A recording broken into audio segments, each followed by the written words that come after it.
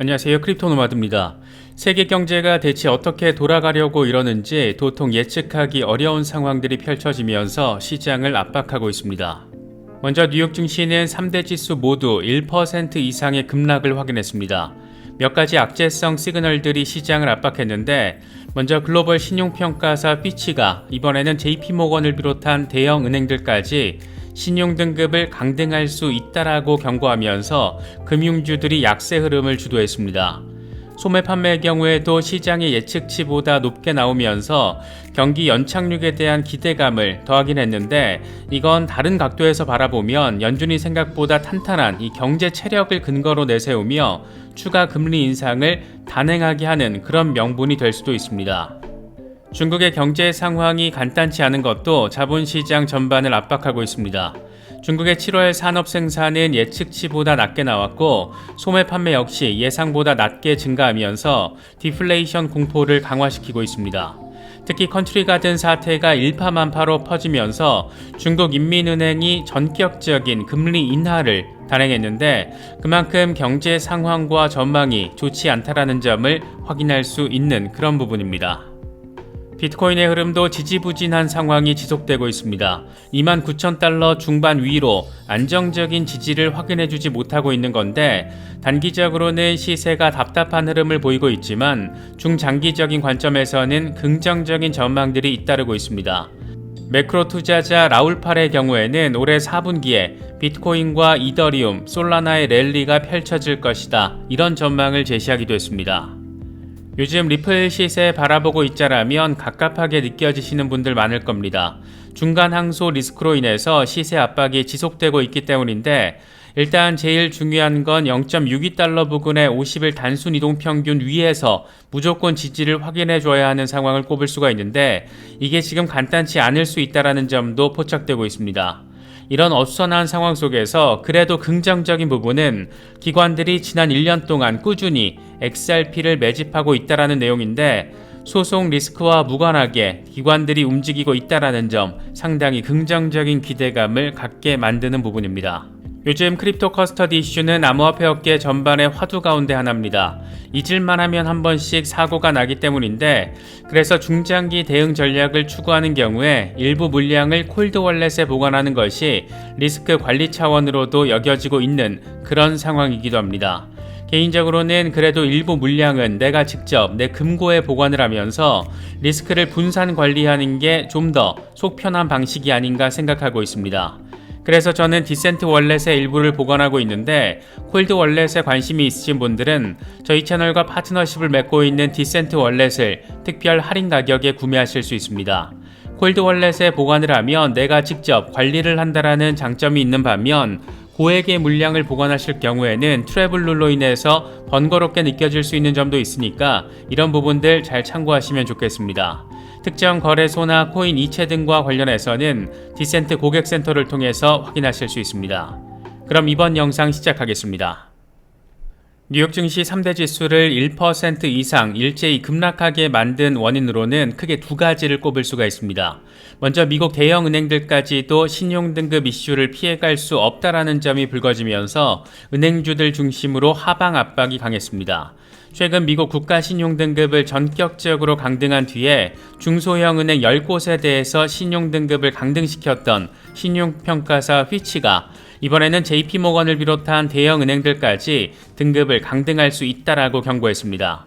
JP모건뿐만 아니라 웰스파고, 뱅크 오브 아메리카 등 수십 개 은행들의 신용 등급이 하향 조정될 수 있다라는 지적이 나오면서 금융주들은 평균 2% 수준의 급락을 확인했습니다. 미국의 소매 판매 지수도 공개가 됐는데, 전월보다 0.7% 증가한 것으로 나타나면서 월가의 예상치 0.4%를 훌쩍 뛰어넘었습니다. 미국 경제에서 소비가 차지하는 비중이 3분의 2 수준이기 때문에 소비가 이렇게 살아나고 있다는 것은 미국 경제의 연착륙 가능성을 높이는 부분입니다. 다만 경기가 살아나는 상황에서 인플레이션이 둔화세에서 반전을 보이면서 상승할 경우에는 탄탄한 경제 환경을 근거로 연준이 추가로 금리를 올릴 수 있는 그런 명분으로도 작용할 수 있다는 것은 시장에는 부정적으로 해석될 수 있는 부분이기도 합니다. 금리 이슈의 방향성은 과연 어떻게 될 것인가? 연준 인사들이 엇갈린 멘트를 제시하다 보니까 이게 단선적으로 예측이나 예단하기 상당히 어려운 상황인데, 그래서 더 주목받고 있는 캘린더 일정이 바로 25일부터 열리는 연준 잭슨홀 미팅입니다. 지난해의 경우에는 파월 의장이 큰 폭의 금리 인상이 이어질 수 있고 경제에 부담이 될 정도로 높은 금리 수준을 유지하겠다, 이런 멘트를 날려주면서 서머 랠리를 완전히 중단시켜버리기도 했습니다. 올해 잭슨홀 미팅에서는 어떤 힌트 내지는 직접적인 멘트 날려줄지 관심이 집중되고 있습니다. 미국의 내부적인 사정 말고 또 하나의 커다란 시장 압박 요인은 중국에서 터져나왔습니다. 중국의 7월 산업 생산은 전년 대비 3.7% 증가하는 데 그쳐서 예상치를 밑돌았고, 소매 판매 역시 디플레이션의 방향성을 보여주다 보니까 중국의 경기 침체 장기화 우려가 좀 더 강하게 고개를 들어버렸습니다. 특히 최근 중국 최대 부동산 개발업체 컨트리가든이 디폴트 위기에 빠지면서 금융 부분에까지 위기 전염 상황을 확인해주고 있다는 것도 굉장한 부담 요인입니다. 이게 상황이 정말 간단치 않다는 것은 이런 위기 상황이 펼쳐지자마자 중국인민은행이 전격적으로 금리 인하를 단행했기 때문인데, 내수, 수출, 부동산 이렇게 중국 경제를 떠받치고 있는 세계 축 가운데 뭐 하나 지금 제대로 굴러가는 게 없는 상황이다 보니까 이러다 정말 중국이 일본의 전철을 밟게 되면서 잃어버린 10년을 재현하게 되는 건 아닐지 우려되는 상황이기도 합니다. 미국 레거시 금융에 대한 불안감이 커지면서 비트코인에 대한 관심이 쏠릴 법도 한데, 이번엔 아직 별다른 영향 없이 비트코인은 지지부진한 흐름을 이어가고 있습니다. 29,000달러 중반 위로 올라서 줘야 20일 지수이동 평균에 대한 지지를 확인했다라는 의미 부여가 가능한데, 이게 지금 꽤나 어려운 상황을 보여주고 있습니다. 공포 탐욕 지수는 하루 전보다 1포인트 빠진 51을 기록하면서 중립 단계가 이어지고 있습니다. 비트코인 도미넌스는 소폭 반등하면서 다시 50.4% 주변에 자리하고 있습니다. 단기적인 흐름은 이래도 되나 싶을 정도로 지지부진한데, 중장기적인 관점에서는 여전히 전폭적인 전망이 이어지고 있습니다. 암호화폐 분석가 T-애널리스트는 비트코인 주간 차트를 기준으로 비트코인이 지금 하단 트렌드라인 지지를 잘 확인해주고 있고 RSI도 반등세를 보여주고 있기 때문에 비트코인의 가격 역시 급등할 것이라고 주장했습니다. 함께 공유한 차트를 보면 2026년쯤이 되면 비트코인은 35만 달러에 도달할 수 있다는 점이 표시가 되어 있습니다. 또 다른 분석가 젤레의 경우에도 주간 차트를 기준으로 분석을 제시했는데, 지금의 흐름은 2015년 약세장 바닥일 때와 비슷하다. 지금 같은 흐름이 이어진다라면 지루한 몇 달을 더 보낸 뒤에 마침내 랠리가 시작될 것이다. 지금은 상승장을 위한 축적의 계절이다. 이렇게 강조했습니다. 골드만삭스 출신의 매크로 투자자 라울 팔의 경우에는 올해 4분기에 비트코인과 이더리움, 솔라나가 랠리를 펼칠 것이라는 내용의 강세 전망을 제시했습니다. 이 양반은 암호화폐 시장은 다른 모든 자산을 빨아들이는 거대한 블랙홀이 될 것이다. 비트코인은 계단식 상승 추세를 보이면서 앞으로 좀 더 큰 상승 단계에 근접할 것으로 예상되고, 솔라나의 경우에는 느리지만 큰 추세 반전이 가능한 빅 인버스 헤드앤숄더 패턴을 형성하고 있다는 점에서 돌파가 이뤄지면 큰 랠리가 가능하다는 점, 또 이더리움의 경우에도 하락세기 패턴을 마무리한 뒤에 우주선처럼 날아갈 것으로 보인다라고 또 강세 전망을 제시했습니다. 거시경제 환경 전반이 어질어질한 상황들을 보여주고 있는 가운데 이런 불확실성을 타진하는 관점에서 비트코인 투자 명분은 더 강해질 수 있다. 이런 내용의 코인베이스 리포트도 공개가 됐습니다. 코인베이스는 AI 같은 신기술의 등장으로 인해서 인플레이션에 영향을 미치는 구조적 변수들이 변화하고 있고, 이건 완화된 통화정책의 새로운 시대를 예고하는 것일 수 있다라고 밝혔습니다.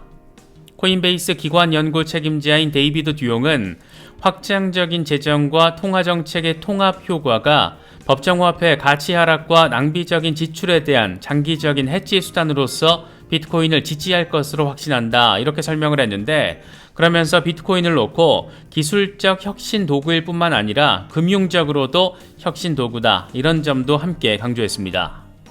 이어서 리플 관련 소식 짚어보겠습니다. 리플 XRP는 0.61달러 부근까지 후퇴하면서 간당간당 0.6달러 위에 자리하고 있는 상황입니다. 0.62달러 부근의 50일 단순이동 평균 지지에도 어려움을 보여주고 있는 건데 여기서 더 빠진다라면 0.56달러까지 후퇴할 수 있고 지금 수준에서 반등해줘서 0.65달러 부근의 20일 지수이동 평균 위로 올라서 주면 0.74달러까지의 상승을 기대해 볼 수 있는 그런 상황입니다. 단기적인 시세를 바라보고 있자라면 자꾸 항소심 리스크가 떠올라서 짜증날 수도 있는 그런 상황이기도 한데 이 같은 상황 속에서도 기관들의 XRP 매집이 이어지고 있다는 것은 분명 긍정적인 상황입니다. 코인쇼얼스의 연구 책임자 제임스 버터필은 기관들이 최근 1년 동안 꾸준히 XRP를 매집하고 있다. 최근 소송 결과가 리플랩스에 우호적으로 나오면서 기관들이 더 적극적으로 XRP를 포지션에 추가하고 있다. 몇 주를 제외하고 기관들은 거의 매주 XRP를 매수하고 있는데 이건 XRP의 매우 긍정적인 상황이다. 이렇게 설명을 했습니다. 암호화폐 미디어 크립토 베이직은 분석가 다크 디펜더의 분석을 인용하면서 XRP가 단기간에 439%가 증가해서 3.39달러에 도달할 수 있다 이렇게 보도했습니다. 다크 디펜더는 일주일 안에 3.39달러까지 랠리가 가능할 수 있다라는 점을 역사적인 추세를 통해서 설명하고 있다. 이 사람은 5월부터 8월 사이에 언제든지 XRP가 3.82달러까지 상승할 수 있다라는 예측을 제시했었는데 이번에 새롭게 제시한 가격은 3.39달러로 기존의 3.82달러보다는 낮지만 여전히 높은 목표다. 이 양반이 이런 강세 전망을 처음 제시했을 때 XRP 가격은 0.6285달러였고 그때보다 지금 47%가 상승했다. 0.58달러까지 추가 하락 가능성도 예측했지만 이후에 0.89달러 저항 라인까지 랠리할 것이라고 믿고 있다. 이렇게 설명을 했습니다. 그동안 강세 전망을 여러 번 적중시켜 왔던 그런 인물이다 보니까 괜히 좀 더 기대감을 갖게 되는 것 같기도 합니다. 또 다른 분석가 맥어택은 XRP 3데이 차트에서 보기 드문 골든크로스가 발생했다라며 역사적 패턴을 반복한다면 이번에도 급등 랠리가 나올 수 있을 가능성을 설명했습니다. 과거 2017년 4월 첫 번째 골든크로스 때는 0.0264달러로 12,437% 급등했고 2018년 1월 골든크로스가 나왔을 때는 사상 최고가 3.317달러를 기록했습니다. 가장 최근의 경우에는 2021년 3월이었는데 당시 XRP는 56일 만에 400% 급등했습니다. 과연 이번에는 어떨까? 괜히 기대감을 갖게 만드는 부분입니다. XRP BTC 차트에서도 의미 있는 시그널이 포착됐습니다. 암호화폐 분석가 크립토 인사이트는 5년 만에 XRP에서 처음 보는 현상이 발생했는데 XRP BTC 월간 차트에서 20SMA와 50SMA가 회복됐다. 월간 단위로 이 두 개의 단순이동 평균의 강세가 마지막으로 확인됐던 것은 2017년이었는데 이때가 리플의 역사에 있어서 가장 큰 상승장이었다. 과연 역사는 반복될 것인가? 이렇게 멘트를 날렸습니다. 이게 참 재미있는 상황인 것은 2017년 3월 XRP는 308% 랠리를 벌인 뒤에 1년도 안 되는 기간에 15,400% 상승을 확인했기 때문입니다.